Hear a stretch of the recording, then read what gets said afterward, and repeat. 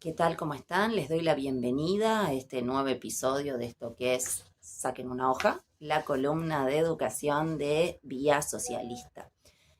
Bueno, como habrán visto un poco en la portada, con la cual siempre presentamos el video, en esta oportunidad nos vamos a ocupar nuevamente de la universidad y en particular me parecía importante que pudiéramos discutir 5 mitos libertarios y no tanto, y digo y no tanto porque circulan estas ideas en el conjunto de la sociedad, aparecen difundidas por los distintos periodistas burgueses, entonces es importante que con datos y con evidencia podamos precisamente confrontar estos mitos.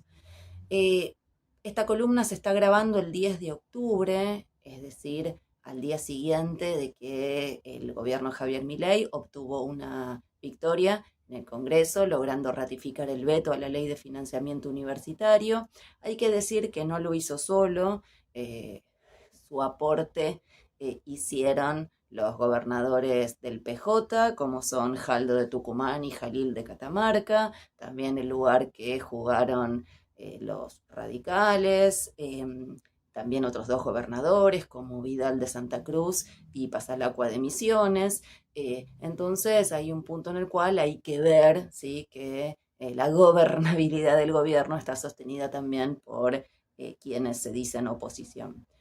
Eh, Todavía el escenario está abierto, no sabemos si el gobierno va a salir fortalecido de este episodio. Recuerden que de abril al 2 de octubre, digamos, a la semana pasada, hubo dos enormes marchas universitarias que fueron muy masivas en todo el país y actualmente tenemos decenas de facultades que están tomadas en todo el país, así que hay que ver todavía cómo se despliega este episodio.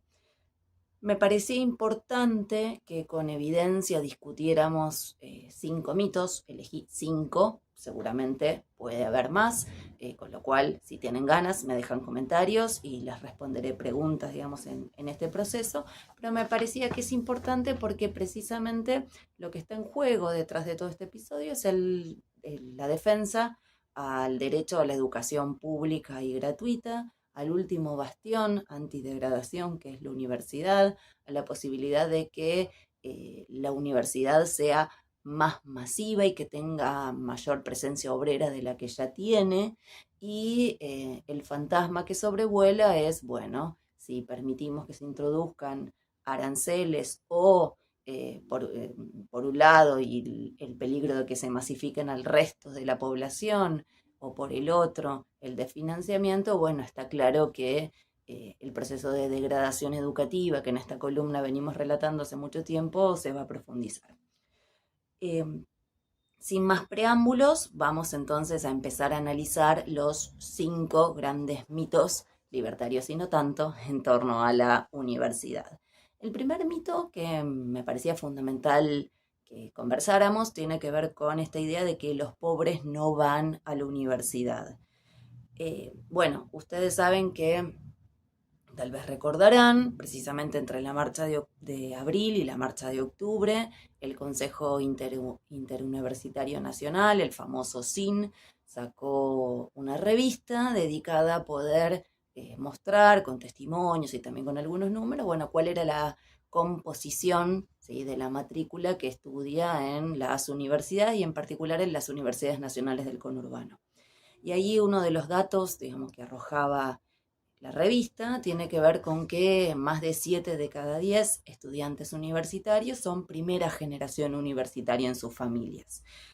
En particular, en esa oportunidad mostraban con fuerza esto en la Universidad Nacional de Quilmes, la de José C. Paz, la UNCE, las universidades provinciales de Ceiza, de Córdoba, la UADER, la Universidad de Entre Ríos, ¿no?, como para dar algunos ejemplos en torno a esto. Pero hay un informe de la Universidad Católica Argentina, del Observatorio de la Deuda Social. Nadie puede acusar a la UCA de ser un organismo bolchevique, ¿sí? Como les decía, es un informe de junio del 2024, que trabajó con los datos de la encuesta permanente de hogares e intentó ver, bueno, cuáles eran algunas características generales de la población que asiste a las universidades en la franja etaria 18 24 años. ¿Por qué esta franja etaria? Bueno, porque precisamente sería la que empalma de forma perfecta al terminar la escuela secundaria, iniciar estudios de nivel superior. Tomaron un periodo relativamente largo, quiero decir, analizaron más de una década, del 2010 al 2023, y reconstruyeron algunos datos que me parecen central. Por un lado, relevaron el acceso educacional de esta franja etaria de la población según sus ingresos monetarios. Ustedes saben, en general los ingresos monetarios es una de las variables para medir la pobreza. Esto determina, digamos, la indigencia, la pobreza y la no pobreza. Como ustedes ya saben, y si nos lo siguen, síganlo a Nicolás Villanova en la columna Termómetro Socialista. Bueno, en realidad los indicadores de pobreza, la canasta de pobreza se construye como un mínimo de consumo, no es un óptimo. Además, históricamente fue estructurada y medida en momentos de recesión económica, con lo cual, digamos, esto también influye en que es una medida a la baja, pero además ustedes saben que existe esta situación en la cual vos tenés un peso más de la canasta de pobreza, ¿sí? Y ya sos no pobre, ¿no? Con todo lo que ello implica.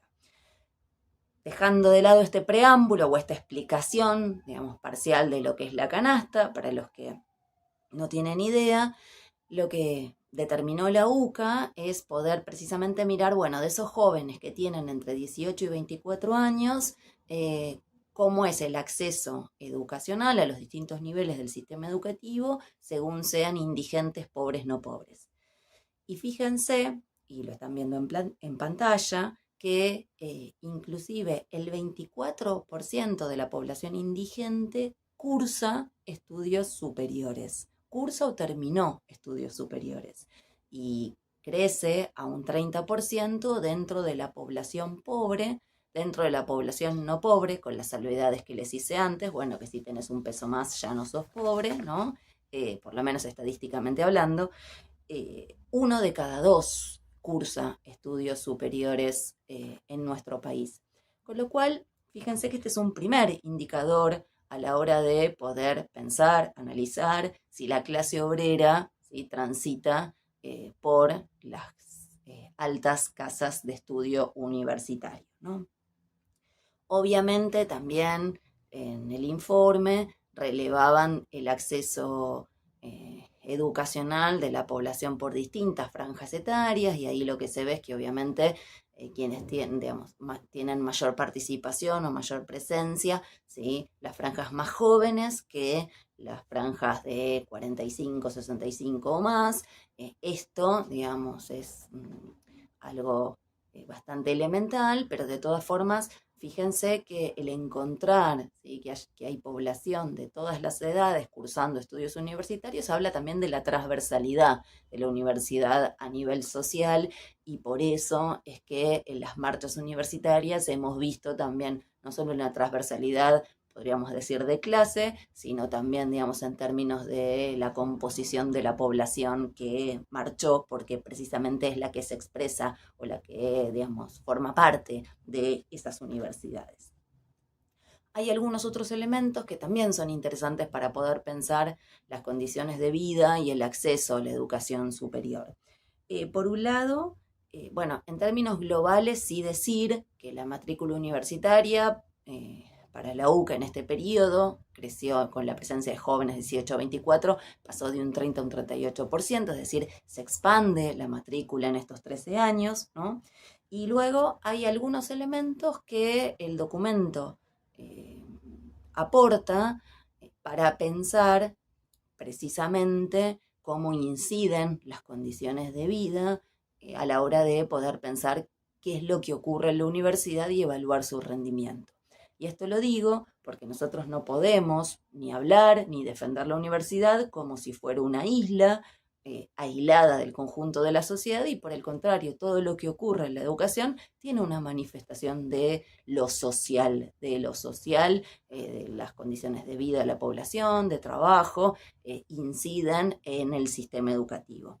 ¿Y esto cómo se ve? ¿Sí? Por ejemplo, dentro de la franja 18 24, ¿sí? Hay una distinción en la participación en la educación superior de esa franja poblacional según vivan solos o vivan en pareja.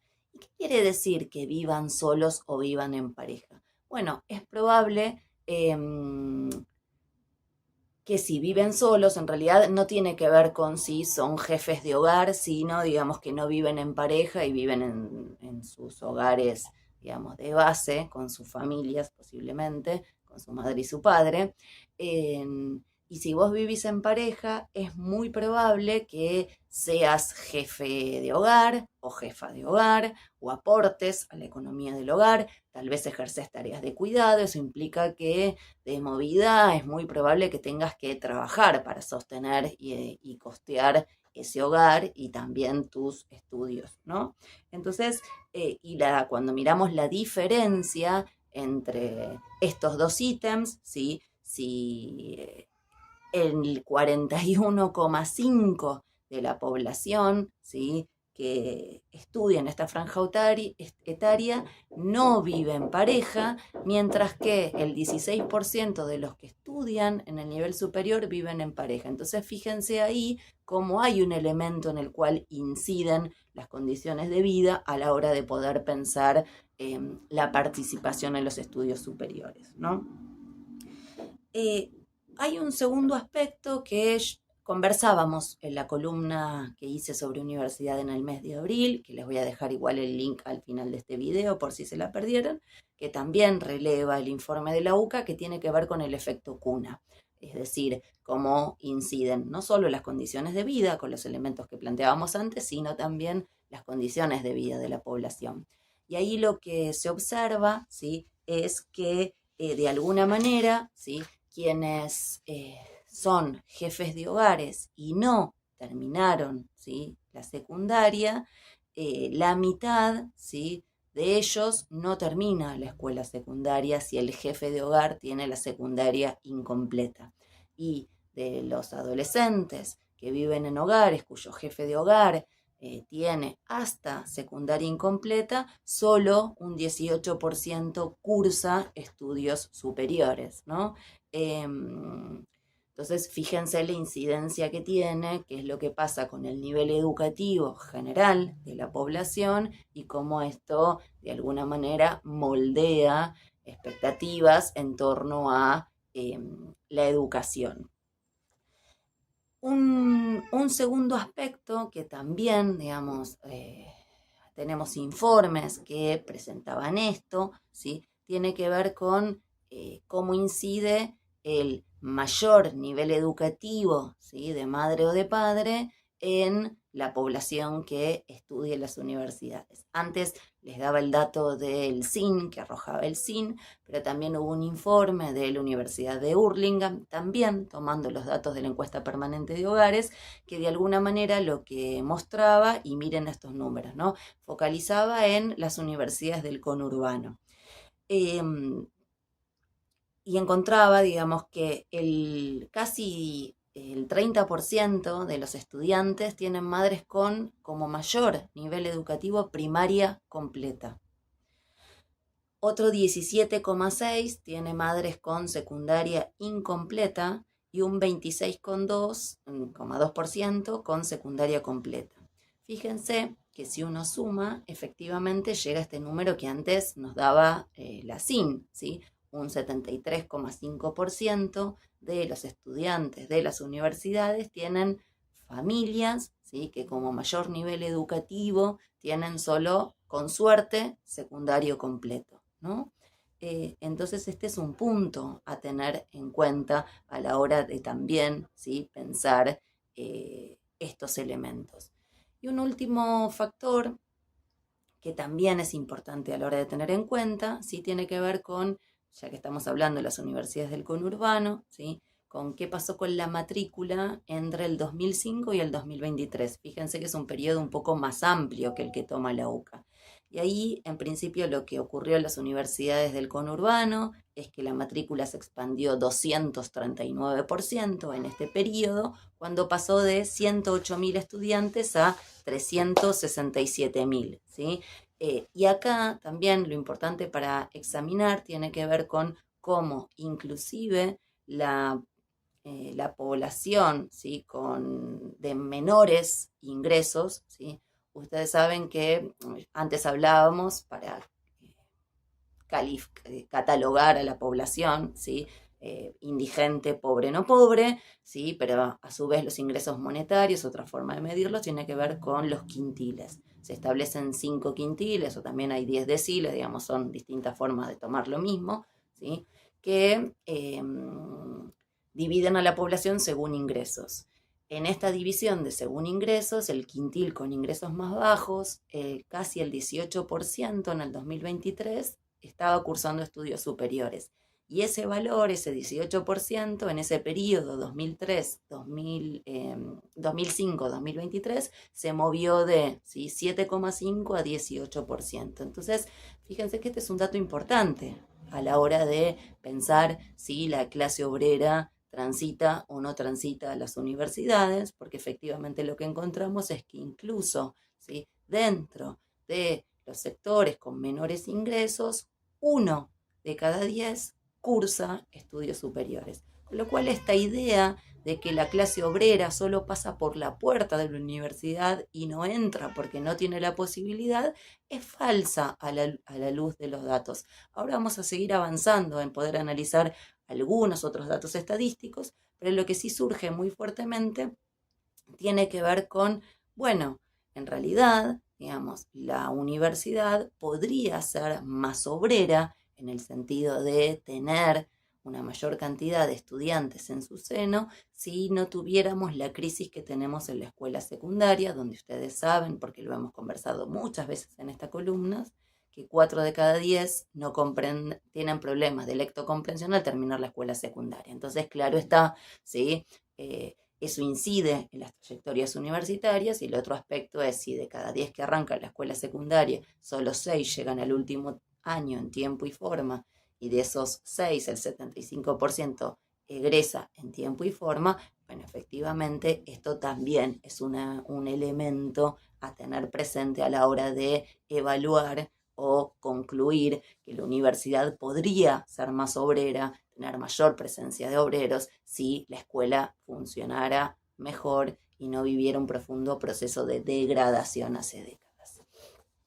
Con esto doy por saldado el primer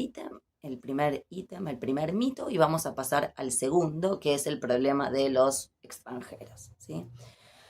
Bueno, ustedes saben que en todo este periplo, ¿sí?, de financiamiento universitario, al gobierno nacional no se le ocurrió mejor idea que proponerles a las universidades un proyecto de ley según el cual pudieran cobrarles un arancel a los estudiantes extranjeros, ¿no? Y acá me parece que hay muchas formas de pensar este problema. Por un lado, el primero es entender que esto es un peligro para la gratuidad en sí misma de las universidades, ¿no? Porque arrancamos por los estudiantes extranjeros, que igual nos aclaran que van a ser los no residentes, que la ley de inmigración les permite venir a estudiar, ¿no? Bueno, pero todas estas cosas, ¿no?, pareciera ser que no las tienen en cuenta, pero bueno, renglón aparte, deciden cobrarles un arancel y esto abre las puertas para un posible proceso de arancelamiento más general, ¿no? Entonces, esto es lo primero que habría que señalar en términos de perspectiva, ¿no? ¿Por qué oponerse en relación a la perspectiva? Pero lo que me parece más importante señalar tiene que ver con el poder medir, ¿sí?, la población extranjera. Porque en general el argumento que circula, ¿sí?, en las redes, en los tuiteros del gobierno, ¿sí?, es que los extranjeros son unos aprovechadores que vienen a estudiar gratuitamente a la Argentina y pareciera ser que explican, ¿sí?, las causas de la crisis presupuestaria. Lo cierto es que cuando uno mira los datos, y estos son datos oficiales de la Secretaría de Políticas Universitarias, cuando uno mira el peso de la población extranjera en el sistema universitario, estamos hablando de menos de 105.000 personas. Como ustedes están viendo en pantalla, en grado y en pregrado, tenemos apenas 104.998 estudiantes extranjeros, en pregrado y grado, como les decía, y apenas 17.771 en posgrado. Quiero decir, además, o mejor dicho, aclarar que los posgrados no son gratuitos ni para los estudiantes nacionales en buena parte de las universidades de nuestro país, ¿sí? Puede ser que no haya una cuota arancel, pero en muchas universidades los seminarios obligatorios que hay que cursar son arancelados, inclusive muchas veces el no pago de arancel o matrícula rige únicamente si vos haces el posgrado en tu universidad de origen y en tu facultad de origen. Si te querés ir a otra facultad, ya ahí tenés que pagar arancel. Lo mismo si querés cursar un seminario doctoral en una facultad distinta de la tuya, ¿no? Entonces, por eso despejemos el problema del posgrado, concentrémonos en el grado y en el pregrado. Y ustedes dirán, bueno, pero se preguntarán seguramente, 105.000 casi, ¿es mucho o es poco? Bueno, son el 4,1% de la matrícula de grado y hay un casi 10%, ¿sí?, de estudiantes extranjeros dentro de los posgrados, ¿no? Y acá hay muchas cosas que podemos señalar. Por un lado, la misma UNICEF, ¿sí?, releva que hay más de 300 millones de estudiantes extranjeros en todo el mundo, con lo cual este es un número, digamos, para considerar, pero a su vez, ¿sí?, ustedes piensen, en general, el modelo educativo, ¿sí?, de Javier Milei es Estados Unidos, que, dicho sea de paso, es uno de los pocos países que tiene la mayor parte de su circuito universitario privado. En ese circuito privado universitario tenemos cerca de 2.700 argentinos que están estudiando ahí. Y ustedes me dirán, bueno, Romina, se lo están pagando. Por supuesto que les digo que no, porque la mayoría de estos estudiantes tienen distintas becas, ¿sí?, inclusive de la Embajada Argentina para solventarse sus estudios, o inclusive becas de esas universidades que también, digamos, tienen que ver con los costos de la matrícula, pero también, digamos, de lo que es el albergue universitario, viáticos, etcétera, ¿no? Y las paradojas, ¿sí?, de la educación nos muestran además que mientras nosotros tenemos 2.700 estudiantes argentinos estudiando en Estados Unidos, en nuestro país hay 1.492 estudiantes de Estados Unidos en nuestras casas de estudios en el grado y 802 en el posgrado, ¿no? Dicho sea de paso también, Estados Unidos tiene casi 1 millón de estudiantes extranjeros en sus universidades, ¿no? Con lo cual esto aporta a esto que les señalaba antes, ¿sí?, del peso de estudiantes extranjeros. No es un problema argentino, sino que es un fenómeno de escala mundial, ¿no? Pero pensemos también 3 aspectos asociados a esto. Por un lado, esos estudiantes, ¿sí?, extranjeros, residen en el país, consumen en el país, tal vez trabajen en el país, con lo cual no podemos pensar que son pura y exclusivamente una carga, ¿sí?, y no tienen ningún tipo de impacto tributario. Digo, vas al kiosco o te compras una botella de agua o te compraste un paquete de fideos para hacerte la cena y estás pagando el IVA en la mayoría de los productos, con lo cual, digamos, esa es una forma de aportar, ¿sí?, a el financiamiento de esos propios estudios que formalmente se presentan como gratuitos, ¿no? Y el segundo aspecto tiene que ver con pensarlo a nivel más general. Las universidades argentinas son modelo en el mundo, en general ranquean en los puestos más altos en todo el mundo y dentro, digamos, del top 10 seguro, digamos, en Latinoamérica, ¿no? Y entonces, de alguna manera, extranjeros estudiando en el país, lo que está haciendo el país está exportando, ¿sí?, un recurso humano calificado, es decir, digamos, en un rubro en el cual exportar bienes es muy difícil, ¿sí? Y esto hay que verlo, ¿sí?, como una forma, un mecanismo que prestigia a nuestras universidades que son elegidas en todo el mundo para poder cursar estudios acá, ¿no? Sin considerar, ¿sí?, que además muchos de estos estudiantes extranjeros después se radican en el país, ejercen su profesión en el país, basta con visitar, ¿sí?, una guardia del sistema de salud para encontrarse con un montón de médicos que son extranjeros, que están haciendo la residencia o que están ejerciendo la profesión. Con lo cual, digamos, no es que ahí hay una descapitalización de, ¿no? Entonces esto también es algo que me parece que es importante para señalar. Y por último, ¿sí?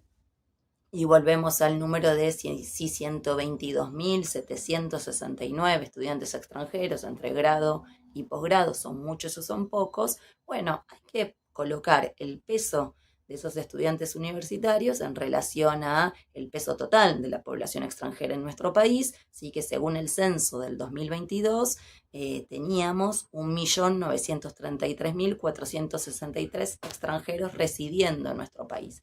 Entonces, digamos, a ver, fíjense que no es que tenemos casi 2 millones de extranjeros estudiando en nuestras universidades, sino que ese mecanismo de selección, ¿sí? Que está atravesado por las condiciones de vida, las condiciones materiales y también las condiciones educativas, bueno, también atraviesan a la población extranjera, ¿no? Con lo cual, lo cierto es que señalarlos como si fueran los causantes de la crisis presupuestaria es lisa y llanamente xenofobia, ¿sí? Pura.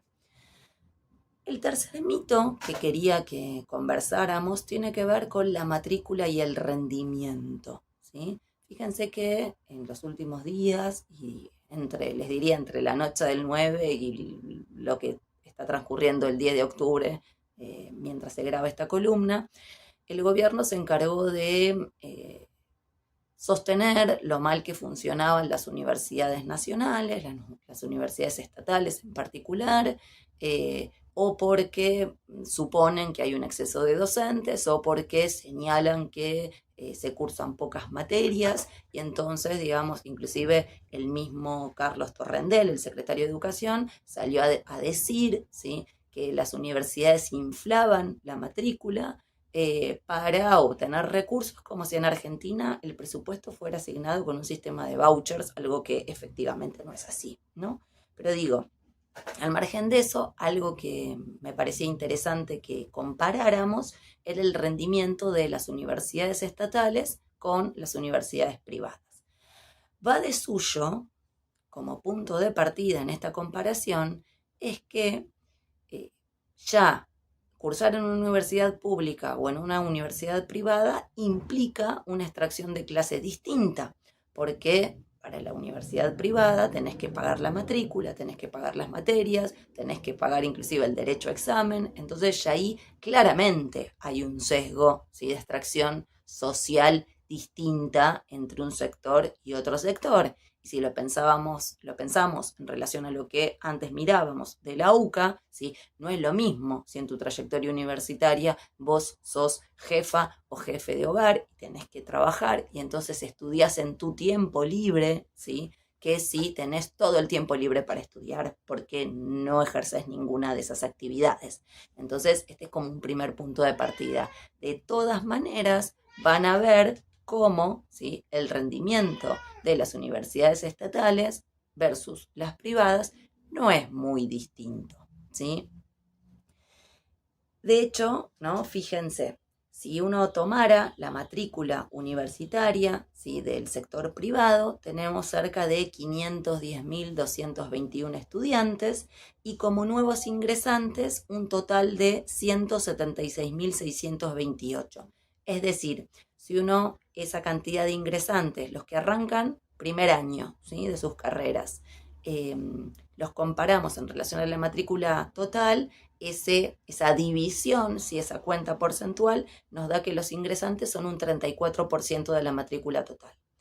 Y ustedes se preguntarán qué pasa en el Estado. Bueno, en el Estado las universidades estatales, nacionales o provinciales, digamos, concentran 2.030.633 estudiantes. Como ingresantes tienen un poco más de 500.000, 543.041 ingresantes, estos son los datos del 2022, y si uno mira cómo es la proporción de esos ingresantes en función de la matrícula total, son el 26%.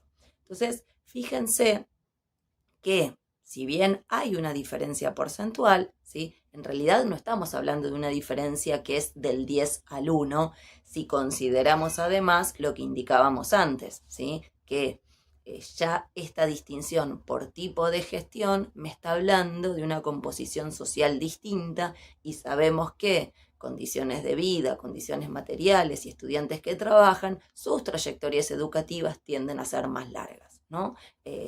Entonces, eso hay que tenerlo en cuenta a la hora de pensar este número. Así y todo, ¿sí? La diferencia no es dramática, ¿sí? Sobre todo para esta gente que supone, ¿sí?, que todo lo que es estatal está mal y funciona mal y debería privatizarse y lo privado funciona de manera óptima. Bueno, acá no tenemos diferencias que podamos denominar como sustantivas, ¿no? En segundo lugar, lo otro que me parecía importante pensar, sí, tiene que ver con, bueno, si uno piensa, ¿sí?, la tasa de egresos, ¿sí?, que fue otra de las cosas que se puso en la picota, ¿sí?, del debate en torno a las universidades, ¿no? Y entonces hay algo que me parecía que se podía tomar para precisamente poder graficar, ¿sí?, bueno, cuál es el rendimiento entre una y otra, es poner la cantidad de egresados en relación a los ingresantes, ¿sí? Ustedes saben que para mirar esto, en realidad uno tendría que hacer un estudio de corte nominalizado, es decir, tomarlo a Juan Pérez, ¿sí? Ver Juan Pérez arrancó en este momento, terminó en este momento, pero eso, digamos, no tenemos los datos estadísticos de esa manera. Entonces, de alguna manera, recomponer la corte, digamos, es complejo, sobre todo por esto, por la transversalidad etaria que tiene, digamos, el acceso a la universidad. Entonces, bueno, haciendo todas estas salvedades, el indicador que me parecía que se podía mirar es cuántos son los egresados en relación a los ingresantes. Y fíjense que, digamos, si uno toma qué pasa en el sector privado, los egresados en función de los ingresantes son el 26%, ¿sí? Y en el sector estatal son el 19%. Fíjense que más o menos se comporta de la misma manera, ¿sí?, la variable que mirábamos antes con esta variable, ¿no? En general, la composición de estudiantes de menos de 20 años en un sector y en otro sector son iguales, ¿sí? Son 1 de cada 3 estudiantes tiene menos de 20 años, ¿sí? Eso en ambos circuitos. Y el otro aspecto que también se habló mucho tenía que ver con la retención en el primer año, ¿no? Con esta idea de que esta idea libertaria, de que como es gratis, que ahora vamos a ver que no es gratis, ¿sí?, estudiar en las universidades, bueno, cualquiera se anota, no va ni cursa una materia o cursa la primera semana y después deserta, ¿no? La retención en primer año global del sistema universitario es de casi el 56%, 55,9%. Y cuando uno mira esto por tipo de gestión, en la gestión estatal es del 54% y en la gestión privada es del 62,6%. Tengan en cuenta lo que veíamos antes. No es lo mismo si vos trabajás y sos jefe de hogar y tenés tareas de cuidado que si no lo sos, ¿sí? Las trayectorias van a ser más continuas en un caso y más discontinuas en el otro, ¿sí? Sin embargo, fíjense, ¿sí?, que esto nos podría, ¿sí?, hacer poner la lupa no sobre la universidad, donde por tipo de gestión no son abrumadoras las diferencias, sino sobre la escuela secundaria. ¿Por qué?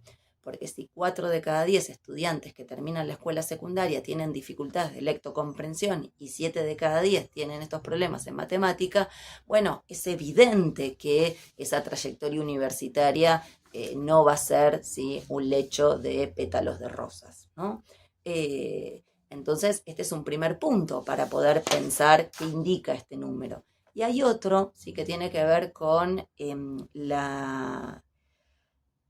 los que desertan, ¿sí?, en este primer año. Y en general, ¿sí?, de los que uno tomaría como desertores, ¿sí?, en realidad lo que se observa es que casi 1 de cada 4 en realidad retoma cursando otra carrera, que en general se habían anotado a 2 carreras e inclusive hay 1 de cada 10 que cambia completamente de rama de lo que estaba cursando.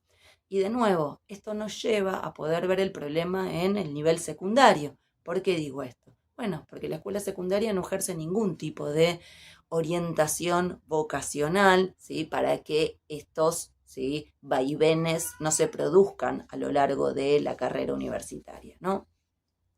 Luego, y ya vamos cerrando con estos indicadores, o con este tercer mito, ¿sí? El tiempo de egreso teórico, ¿no? La tasa global es del 26,6%, es decir, arrancaste el primer año y a los 4 o 5 años que duraba tu carrera, obtuviste tu título, diste tu última materia, obtuviste el título. Bueno, esto pasa solo en casi 1 de cada 4 de nuestros estudiantes universitarios. Obviamente, esto también tiene una brecha, ¿sí? De diferencia entre el sector estatal, el sector privado, y tiene que ver con los valores son, ¿sí? De 1 de cada 4 en el sector estatal y 38 de cada 100 en el sector privado, pero que digamos, se puede egresar en el sector privado, ¿sí? En tiempo y forma, o sea, en el tiempo de egreso teórico, ¿sí? El ideal tiene que ver una vez más con las condiciones de vida, con las condiciones materiales y con las condiciones de existencia de esa población que está cursando. El último punto, para quienes dicen que la ESI no sirve para nada, les quiero recordar que la presencia de mujeres en carreras de científicas y tecnológicas es muy minoritaria en función de los varones, ¿sí? Con lo cual, esto tiene que ver con que las expectativas de roles de género construidos sobre la base de la diferenciación sexual de la especie, ¿sí? Hacen que las mujeres no se imaginen ni como ingenieras, ni como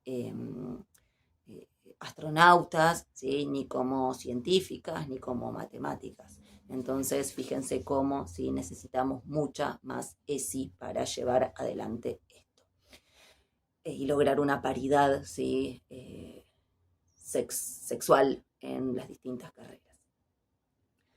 Hay dos mitos más que me gustaría que desandemos. Uno tiene que ver con la idea de que las universidades funden al Estado, ¿no? Recuerden que cuando se votó la ley de financiamiento universitario, lo que dijo Milei es que los diputados eran unos degenerados fiscales que querían quebrar el Estado y quebrar, digamos, la única medida económica que parece tener el gobierno, que es intentar bajar la inflación, ¿no? y lograr el déficit cero, ¿no? Entonces, bueno, lo primero que dijeron ellos es que está en juego ¿sí? La misma quiebra del Estado. Y en realidad, veamos entonces los números y veamos efectivamente qué es lo que pasa acá, ¿no? Lo cierto es que, y ustedes lo van a ver en pantalla, ¿sí? Cuando uno mira la evolución del presupuesto de las universidades nacionales en función del PBI, ¿sí? En realidad lo que encontramos es que para las universidades estatales, digamos, en el mejor momento de esta serie, se destinó un 0,85% del Producto Bruto Interno. El Producto Bruto Interno es la suma de la riqueza de todo el país, ¿sí? De la suma de riqueza de todo el país que además produce la clase obrera, ¿sí? Solo el 0,85 se destina a las universidades. En el mejor momento, porque en realidad, si ustedes le prestan atención a la serie, lo que van a ver, ¿sí? Es que, por un lado, ¿sí? En términos de la evolución de ese presupuesto, lo que podemos decir es que por lo menos desde el 2012 se encuentra estancado, 2012, 2013, 2014, tiene una pequeña expansión en el 2015 y luego, digamos, va a empezar en claro retroceso, ¿sí? Que se inicia con Macri, que atraviesa también al gobierno de Alberto y de Cristina Fernández de Kirchner, ¿sí?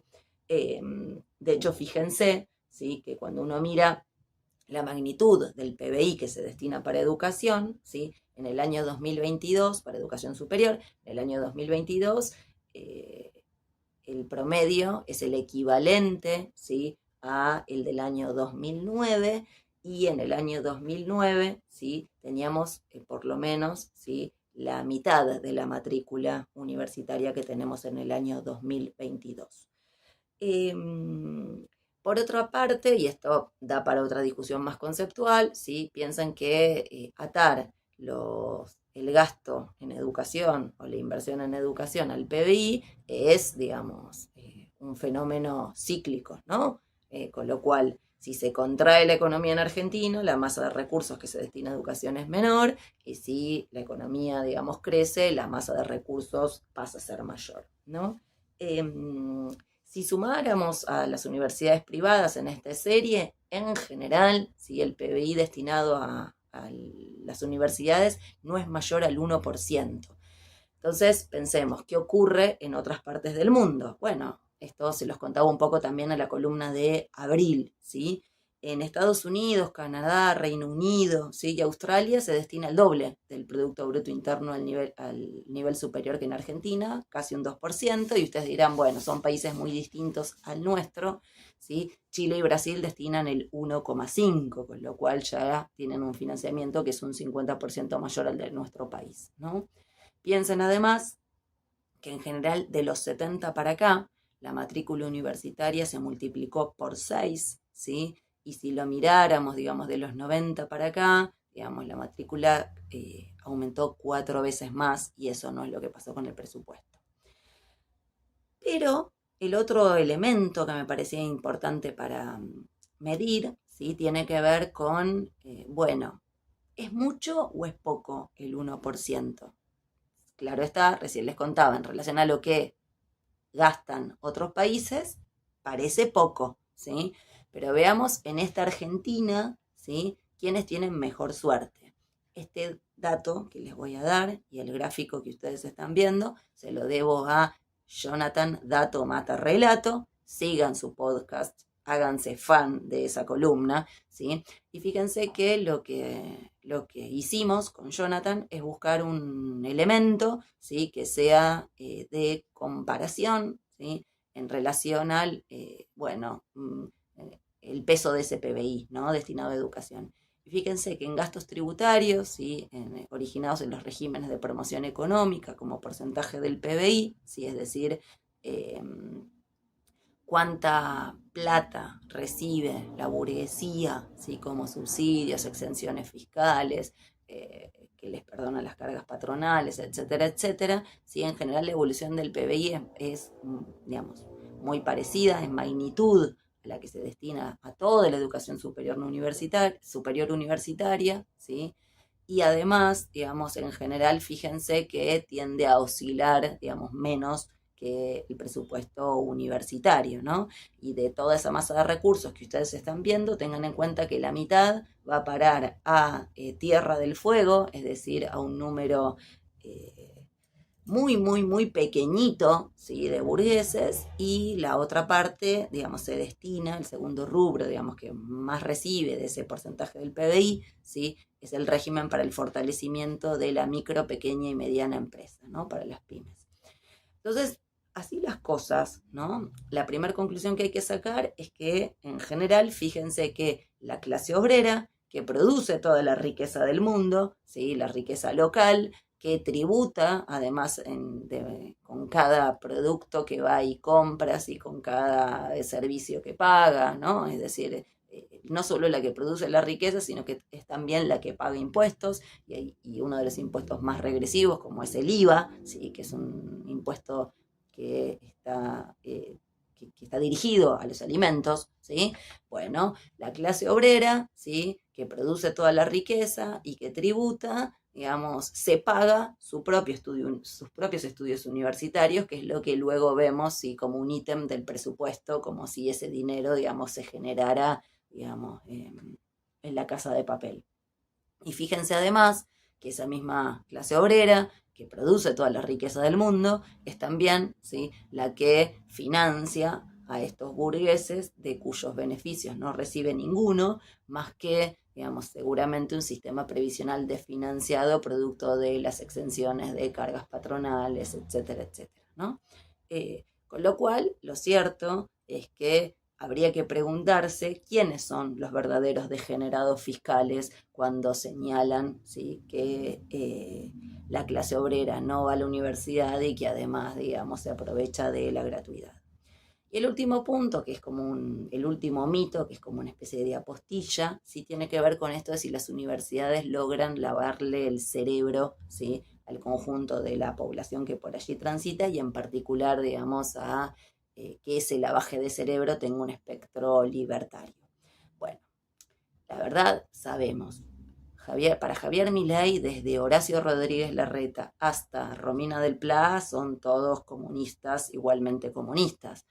Eh, Les recomiendo el último episodio de Hay Plata, la entrevista que le hicieron Pablo y Fede a Eduardo Sartelli, donde precisamente un poco conversaban sobre lo vapuleada que está la categoría socialista o comunista cuando, digamos, se coloca en una misma bolsa, digamos, a toda esta gente que poco tiene que ver con el comunismo. No hablo de Romina del Pla, ¿no? Ella sí formaría parte, digamos, de las filas de la izquierda. Pero si miramos, por ejemplo, en la Universidad de Buenos Aires, ¿cuántos centros dirige? Centros de estudiantes, y por ejemplo dirige la izquierda, que uno, pues, en la visión del gobierno sería la que está detrás de las tomas y de la desestabilización. Bueno, lo cierto es que la mayor parte de los centros de estudiantes están en manos del peronismo y o de la UCR. Miren, si no, lo que pasa si en filosofía y letras, la mayoría, si del centro de estudiantes, la tiene el peronismo y el kirchnerismo, en psicología la UCR, en arquitectura kirchnerismo y radicales, en exactas la Cámpor y la UCR y la Franja, en derecho la Franja, en económicas UCR, en farmacia y bioquímica UCR, ¿no? Y podríamos seguir dando ejemplos, ¿sí?, de las distintas universidades nacionales a lo largo y a lo ancho del país, ¿no?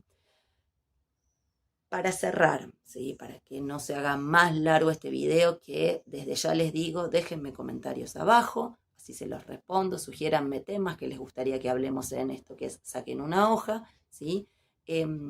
¿Qué es lo importante de todo esto? Bueno, que efectivamente detrás de la defensa de la gratuidad de la universidad pública, lo que estamos haciendo es defender una conquista del conjunto de los trabajadores, por la que ha batallado largamente. Ha obtenido esto como una conquista que le ha permitido, a su vez, digamos, que inclusive ese 20% de las capas más pobres de la población pueda transitar por las altas casas de estudio, que además, así si fueran, que vimos que no lo son, ¿sí?, malísimos los rendimientos de la universidad estatal, no es lo mismo tener un ingeniero, ¿sí?, que no tenerlo. No importa si ese ingeniero se produjo en 10 años, o bueno, sí, importa, pero precisamente la resolución de eso sería, ¿sí?, una beca universal para los estudiantes, equivalente a la canasta familiar, que les permita vivir, ¿sí?, para que puedan, ¿sí?, emanciparse de la necesidad en el desarrollo de sus estudios universitarios, ¿no? Y por otra parte, si la universidad puede mejorar sus rendimientos, que seguramente lo puede, porque que la tasa de retención sea del 56% en el primer año es un problema preocupante. Lo otro que había que preguntarse si esto no tiene que ver no con lo que ocurre en la universidad, sino con lo que ocurre en el resto del sistema educativo argentino, que viene degradándose hace décadas, ¿no? Entonces, fíjense que lo que está en juego detrás de el de financiamiento universitario son dos cosas. Por un lado, el peligro del arancel para los estudiantes extranjeros primero y para quien sea después, punto número 1. Pero punto número 2 también tiene que ver con el profundizar un proceso de degradación educativa por la vía del desfinanciamiento de las universidades, su vaciamiento, y en ese sentido entonces esto es un cercenamiento a la cultura y a la educación del conjunto de las y los trabajadores.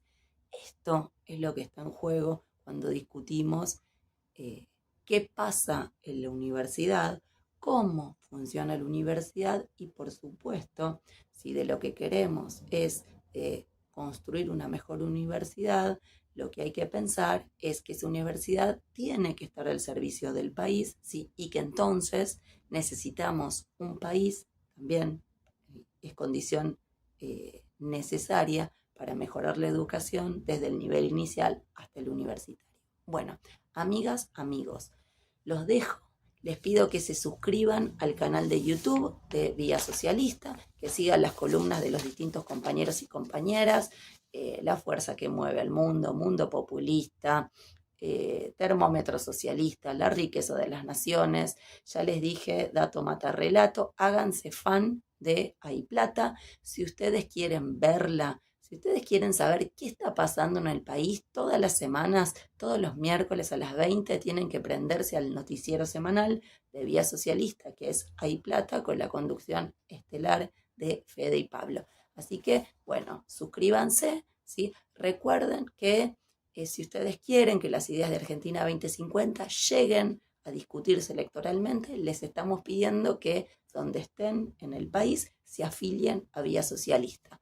Por ahora las y los dejo y los veo en un próximo episodio de esto que es Saquen una hoja.